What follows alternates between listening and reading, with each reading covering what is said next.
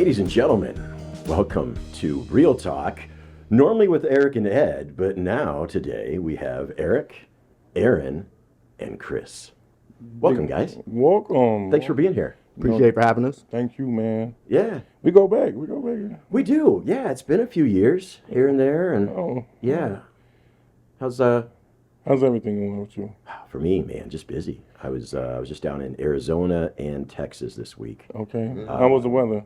So it was nice. So yeah, thankfully I was down in Texas. It was nice. I think it was in the 70s, and got out of there before the storms. Kicked over to Arizona, had some meetings over there, and yeah, Arizona's different, right? I mean, it's like 60 in the morning, 85 in the afternoon. But as I sent my kid a note that I was slumming it at the Embassy Suites because the pool wasn't heated. So I'm telling you guys, I mean, it was, I got to get rid of this pillow. It's driving me nuts here. And that's a total joke because I was not. It's a fine place, beautiful place. But That's good. but yeah, Arizona. Arizona. I was Yeah. basically in the what is it, North Phoenix, Scottsdale kind of Oh, area. yeah, Scottsdale? Yeah. So yeah, it was nice. But yeah, dude, it's yeah, just business travel, right? That's good. So, but yeah, how about you? Cool. Raising my daughter, trying to get my little food truck off the business. Yeah, If not, then just gotta sell. But Yeah. it's it's a learning experience. So sometimes it might not be your season for it. You know what I'm saying? So yeah, no matter how hard I push or how hard I want it, if it's not meant to be, then you're just gonna have to figure out when it's time to be. that's the thing, man. God's timing is perfect, and it's really hard for us to say, "Hey, God, what do you want me to do? When do you want me to do it?" And that's the hardest part that I've learned is the patience concept. And patience is what requires faith. Doesn't really have any faith to have everything laid out in front of you and a big sign on the door that says "Walk through," right? If you can see everything on the other side. Right. What really requires faith is, God, I want to do this, and He says, "Yes, this is why I made you. I'll let you know when it's time." And that could be 2 minutes. It could be 20 years, right? And that's, I tell you, I guess maybe I'm old enough now to start being okay with that, because it's like, hey, 50 years in, I guess I'm probably halfway there, or just past halfway, and so maybe it's time for me to be like, yeah, I guess I can be patient. But man, I think back to when I was in my teens and 20s, and I'm always trying to hustle around, chasing, right? Biggest thing on my mind for many years. Oh man, am I ever gonna find a wife and get married? And, right? Always finding the wrong girls as long as I was focused on that. What about jobs? Oh, I just want to get wealthy, man. I just want to make a ton of money. And how do I do that? And I was chasing time, and I could tell you stories about all these things that fell through. And some of them it was me, and because I was just an idiot, right? I was just arrogant, and I'm like, everybody needs to know how smart I am, and they should just listen to me. And that doesn't really work well, in life, especially when you're trying to work for people that have been there, right? But then with the crazy, I was getting ready to move to Kansas City. I'd put my bags in my car.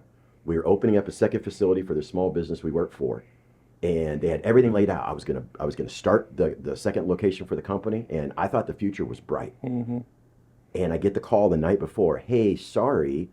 Turns out our secretary embezzled $125,000, which is all the money we had to do the second location, and they never recovered. And all of a sudden, I went from thinking I was going to be some business tycoon Yep. to nothing. Yep. To just a plain Jane. Right. Let me get a job. Right. And so the more I chased those things, the less I had them until God broke me down, Yep. right? So the truck gets repoed, the cell phone gets cut off, I would get kicked out of the apartment, right? All that stuff.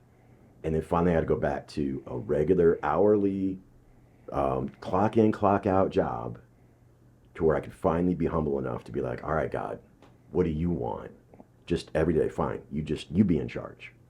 And then He started ordering all the steps, and I still had to learn lesson after lesson, right? And it would be like, I should accomplish, well, now I know all this, I should be here. Right. And He's like, well, no, you shouldn't, because if you were there, you'd be a problem, because you're not ready for it. You haven't learned humility. And guys, I'm still learning humility.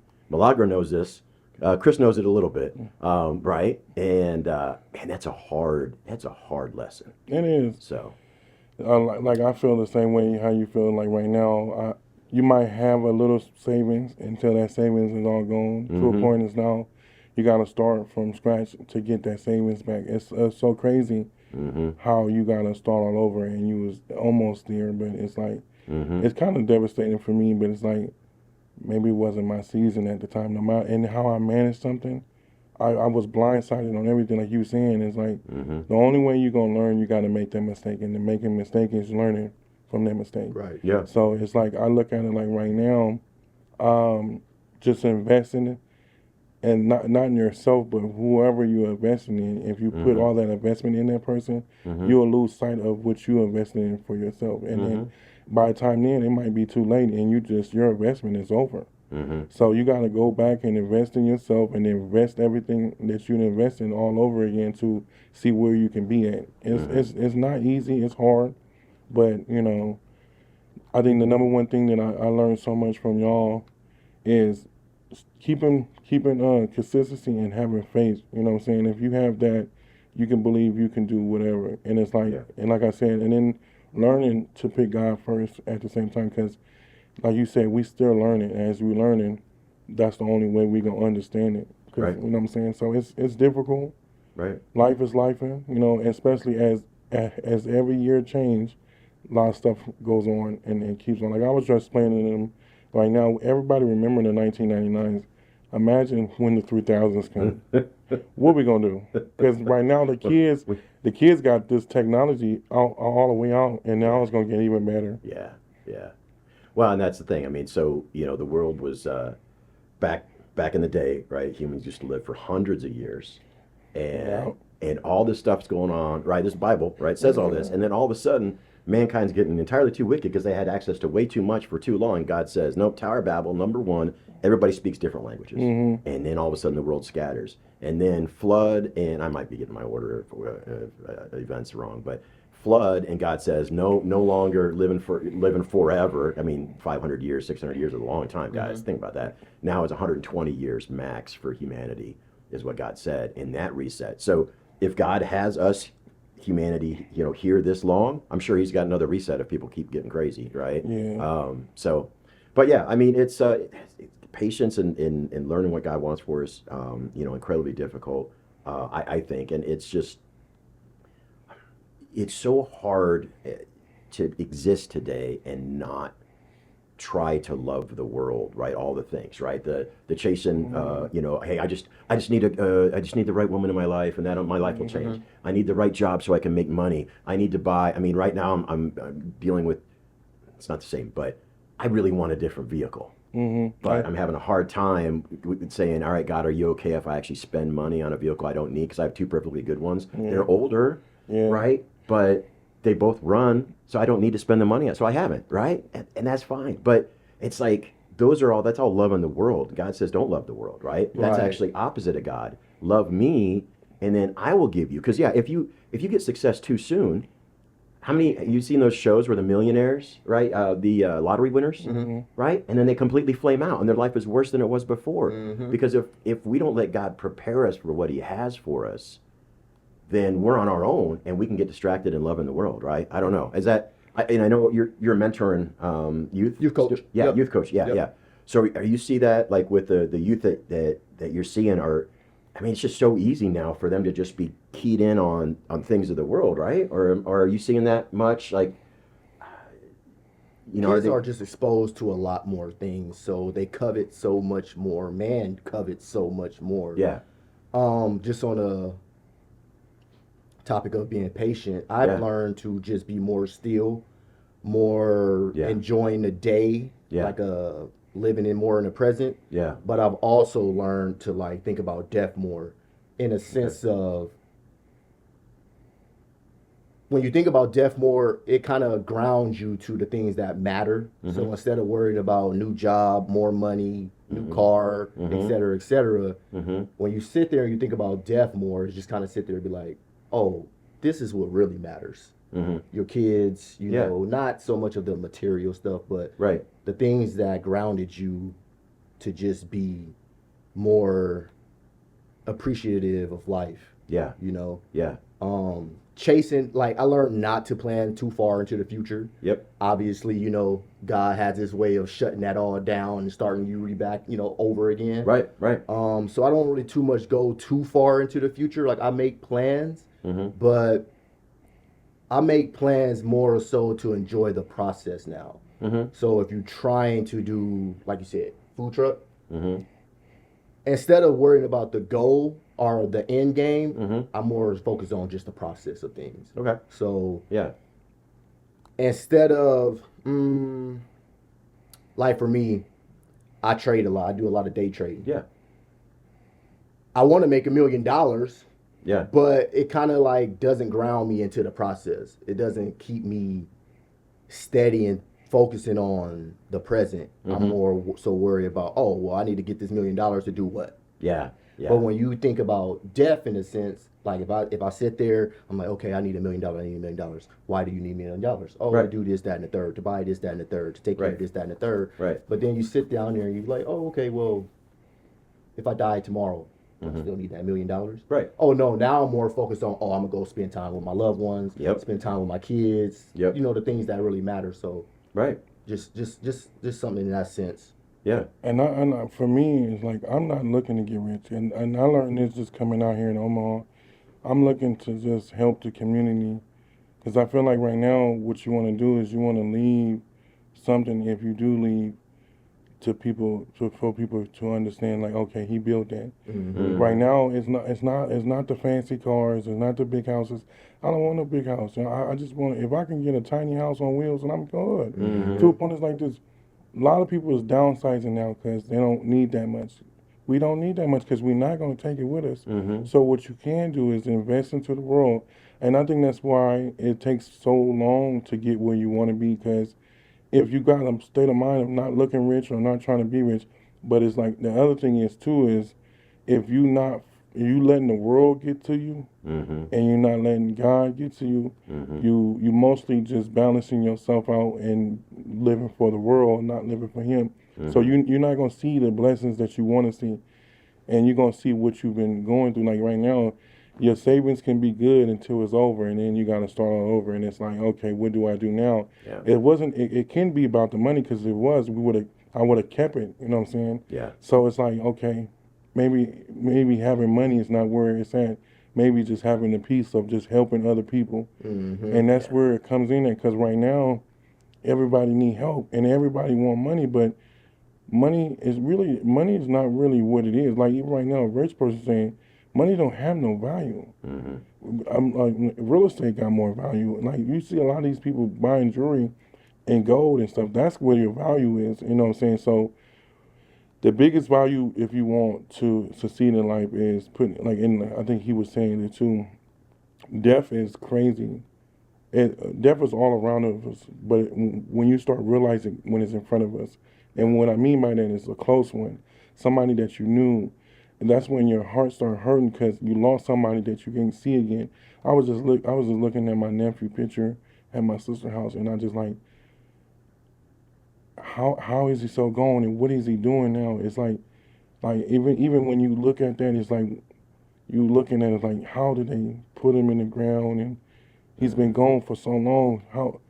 What is he doing? How is he doing? I want to see him. You know what I'm saying? So it's like, it's hard to try to find ways to bypass that, but I feel like what you can do is just take one day at a time, and Right. Yeah. And that goes back to me saying living in the present. I learned that I notice a lot more of my blessings when I wake up and I just think about today, or where I'm at right now, instead of in the future. Because if I'm thinking about the end goal, I might sit here today and be like, dang, I only got $10 in my pocket. I ain't nowhere close to just use the million as a stepping point. It's like, now I'm thinking I probably got all these negative thoughts, like, oh, I'm not the person I'm supposed to be. Yeah. Oh, I'm not doing what I need to do. Yeah. This, that, and the third. But instead of sitting back, like, oh, well, I'm alive today. I woke up today. Right. I got something to eat today. I get to see my friends today, et cetera, et cetera, et cetera. Right. Instead of thinking about Right. that good deal down the road that might, deter you from anything that you're doing. Right. Yeah, I mean, when we give God a list of things that we want Him to do, that limits what He wants to do, right? And that's, our list can never be as good as His. And then, I mean, the Bible does say, take no thought for tomorrow will take care of itself. I take care of the birds And aren't you more important than the birds? Right. I mean, Right. that's super shorthand, right?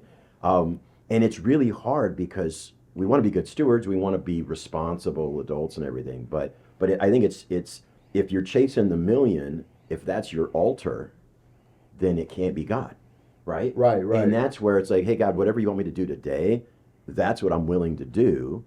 And it doesn't matter if that makes me money or costs me money, Yep. because honestly, God has no shortage of money. Yep. And if He's our source of provision, then our provision is endless. Yep. It's just, what do we need it for, right? And so, talking about investing in people, right, and talking about, caring about, family and today, right? That is, I was actually thinking of the same point. We had one of the former senators from Nebraska went from super involved in politics, and I had the occasion to be in D.C. when he was sworn in for his first term there, and everybody's talking because this guy's wicked smart and he's a really nice guy, talking about, oh man, future presidential plans, right?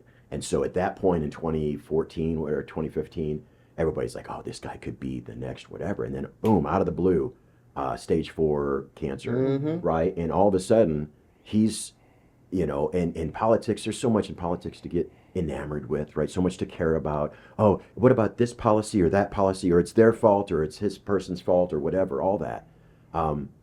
Money's behind the vast majority of that. But at any rate, he's all of a sudden flipped, and he's like, man, nothing like terminal cancer to show you none of that matters, right? What matters is family, what God wants for you every day. And it's like, man, why does it take a terminal diagnosis for us to snap out of it and say, oh man, God, you're right? Like, why does any of that matter, right? And that's why I said the whole, I think about the death thing. Right. And right. not in the sense like I'm a die. Right, Just yeah. keep it on your mind just a little bit. Right. So like now when I wake up, instead of going, the first thing I do for my goals, I make sure I contact my mom, my kids, my family, my friends, all that first, the thing that actually matter, instead of something that you want to covet. Yeah. The material stuff, the worldly stuff, all that good stuff, Right, yeah. I try to think about the things that matter. Yep. And then I do all the other things. Yep. I enjoy myself in the present. When I woke up, I sit there, I breathe, I smell, I look, I listen. I try to grasp everything that's around me, and then you go out the door and deal with whatever it is, whatever process that you have to deal with to get to whatever level or whatever you're trying to achieve in life. Yeah. I feel like the world is so hard to live in if you understand how you living. Like I said, nobody's different and everybody's the same, and the only thing that can stop us is our heart. And I think we led by our heart all the time. Love is free. I say it daily because you can love a pair of shoes until they get old. You can love a t-shirt until it gets torn. But at the same time, and this is another thing that I think God pushed me to say, God loved everybody. So, and then when I had this, we talked about how fast do you want somebody to forgive you? You want somebody to forgive you super fast, then you got to do the things that you're going to do, and you're going to have to forgive people the same way you want God to forgive you, Right. as fast as possible, because I don't care what you do or how you do it. I forgive you because there ain't no point of me going back and forth thinking about what you did to me, because that's not going to help me out. That's going to keep me in my head to a point. It's like this. Life is hard in the world as you see it, as you breathing and your heart is beeping. Because when you look outside your body and you see regular human beings, and when I mean that, I mean it's like this. We just sitting in this room. Like I tell people back in the day, I said, no matter where we are, if we in America or we in the world, we in every city. No matter we might not be in there, but if we in the city right now, we in all the world. So it's like no matter where we at or how we doing it, it's like you just gotta find ways to not let the world get the best of you, because it's so much manipulation. And then for being a man, going through the world, and you want to be hard, and the biggest one that breaks you down is giving him praise of being here, because you might not even be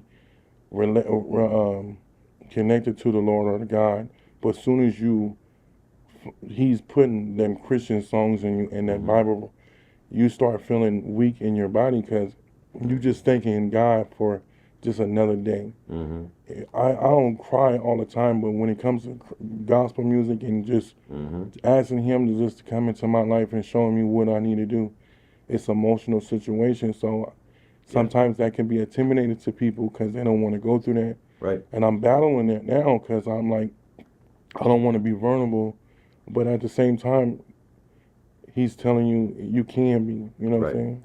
Well, so music is the one form of communication that bypasses, what is it, the frontal lobe, the part that does the analysis. It goes right into your spirit, right? And that's one of the reasons, because I've had similar, and in my experience, it's like there's different ways God can impact you, and certainly, but a lot of it is recognizing that God is greater. And that's, I was talking earlier about the humility journey, right? Which is probably never ending, which is fine, Right. because the more that I learn humility, and the more that I learn that, oh, I'm not trusting God in that area, crud, I've got to give that to Him, right? Then the less that worship takes me from one extreme to the other, right? So when I was having the most challenges trying to say, oh yeah, I want to follow God, but I got this, right? Then when actually worshiping in the presence of God and He's just hitting me hard, then it's so hard because you're like, oh man, why am I trying to carry this burden on my own? Right. And so then when you talk about, your nephew that passed away, or making sure we're talking to our, our family first and all that, right? Then it's like, hey man, God, why does God have us here? And He does love every one of His kids. He wants everyone to find Him and trust Him and avoid death and destruction, hell, etc., right? And He uses us to help people find Him. And that's the challenge. It's like when we're chasing the million, or when we're chasing, a job or marriage or whatever, does that take us away? Then, hey God, what do you want me to be? Because one of the biggest things for me that I've gained out of God bringing Pastor King and I together many years ago, and me starting to go to his church on Wednesday nights and doing this, is realizing how many flaws I still have in so many areas. That it's like, man, my holding on to that idea, my holding on to that flaw stops people from seeing God's love.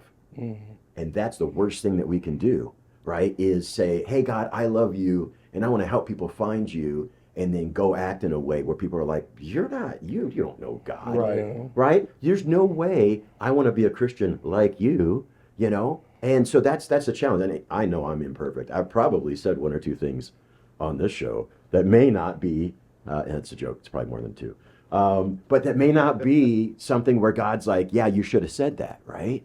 And that's a hard thing, is, man, God, how do I get myself out of the way so that people can see you in me, right? And that's where what you're talking about with the first, what God showed me was, and I don't do it perfectly, but every day, first thing I need to do is pick up His Word for even if it's 2 minutes, as opposed to my phone. Oh, right? yeah. Because if I pick up my phone, I got who knows? Yeah. Who knows what's out there, right? And everything's important, everything's distracting. So I don't know. That's just kind of, and then the last couple minutes we have left here, yeah, that's just a a lesson that's helped me in a practical sense, to kind of what y'all are talking about. And man, I tell you, it's amazing. There is an answer to every single thing in the Word, right? It's crazy. And the way God works, in my experience, is if you ask Him to show you, He'll show you. Right? And then the hard part of that is, the Word also says to avoid, it doesn't say unnecessary debate, but basically worthless debate, which is really interesting because, as King and I were thinking about this program, and it's like, we want to have good conversations, but we don't want to have pointless debates. Right? And so the only way I think that you can accomplish that is to have some aspect of love, to your point, right, among folks. And even though, like, we don't know each other really well, I've met you once before, but I could tell early on, right, like, you were willing, you have your heart trust King and others that, okay, I must not be a horrible person, and of course I'm the same way, right? So naturally, just right away, it's not like we're best buds or something right off the bat, but there's a mutual respect, at least I think, because of people that we love and know, that say, hey, let's have a conversation, and so we can approach it you know, from a sense of, I don't know, if it's God's heart or what, but, right. And that, I think if we start there, then we don't have worthless debate, right? We have encouraging conversation, right? So, and I'm sure Milagro is probably thinking, man, you guys are way too vanilla in this conversation. We haven't gotten any heat. No, I mean, But no. But yeah, no. Yeah, like I said, it's good to find opportunities where it's like, man, to your point, man, on certain levels, we are all the same, right? God made us all in His image. Physiologically, 98% of our cells are identical, every human being on the planet, right? And so, man, what is the difference? There's great differences, right? Tall, short, good at mechanics, good at music, right? Whatever, right? And that's the cool thing, that God makes us all each individually, but we also have so much in common, I think, that I don't know, we just learn from each other on that, Yeah. pretty much. you know? I feel like right now, you can, like they say back in the day, you can learn from a baby. You know, you gotta crawl before you walk. Yeah. And like before you walk, you gotta walk before you run. So you know what I'm saying. So you gotta look Yeah. at it like this. Today's society is no different from Netflix. You gotta look at what season do you want and how many episodes you're gonna have. Yeah, absolutely. Yeah, we got about 30 seconds left. Any last thoughts, Aaron, for today? Just live in the present. Yeah, That's kind of my message for it. Yeah. Just indulge yourself in the present. I think you can catch a lot of your blessings that way. yeah, I think you can understand a lot more about yourself that way, Yeah. instead of just kind of looking further down the road and expecting God to give you something that you may or may not work on. right, You know? right. Yeah, that reminds me of a joke that I don't have time for because there's only 5 seconds left, but maybe we'll tell it next time about missing what God's trying to do for you because you're too busy trying to find it, right? So that's all we have time for today. Thanks for joining us. We'll see you next time. You know. Bye.